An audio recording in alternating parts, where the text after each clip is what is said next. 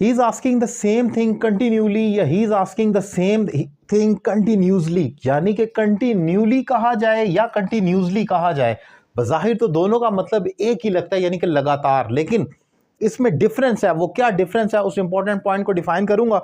अगर मेरे पढ़ाने और समझाने का तरीका आपको पसंद आए तो आप घर बैठकर मुझसे ऑनलाइन इंग्लिश लैंग्वेज कोर्स भी कर सकते हैं, एक रीजनेबल फी पे कर। टॉपिक स्टार्ट करते हैं।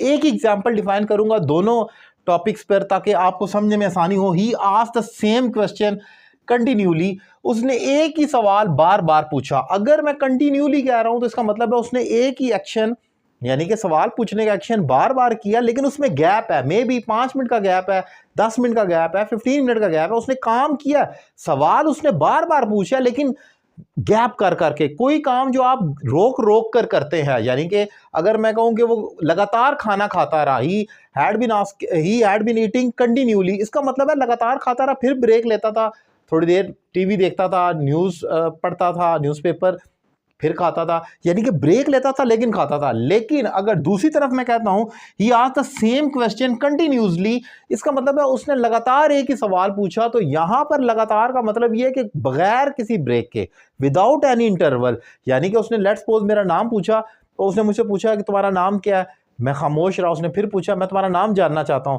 तो मुझे अपना नाम क्यों नहीं बता रहे हो।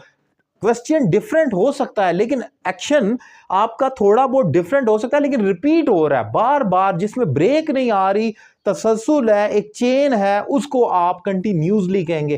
लेकिन कंटिन्यूली जिसके अंदर ब्रेक का एलिमेंट है, कोई काम जो आप रोक रोक कर करते हैं, लगातार नहीं कर सकते, जिसमें थोड़ी देर का इंटरवल आता है, फिर रुकते हैं, फिर करते हैं, फिर करते हैं, यानी कि होता लगातार है लेकिन ब्रेक के साथ। तो ये इंपॉर्टेंट डिफरेंस है। आमतौर पर आपको लगता है जब कोई फिक्रा या स्टेटमेंट लिखी हो तो आपको लगेगा, अगर मैंने यहां पर लिखा है he asked the same question continually या कंटिन्यूसली, आपको लगेगा दोनों का मतलब एक ही है, लगातार।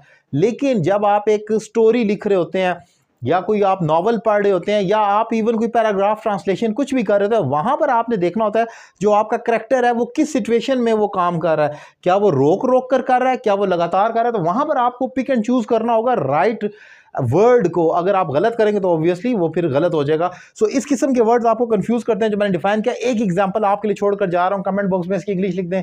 वो लगातार गाड़ी चलाता रहा, वो लगातार गाड़ी चलाता रहा, इसकी क्या इंग्लिश होगी कमेंट बॉक्स में लिख दें। और ऑनलाइन क्लासेस के लिए मेरा नंबर आपके सामने स्क्रीन पर मौजूद है, मुझे ज्वाइन करें रीजनेबल फी पे कर और घर बैठे अपनी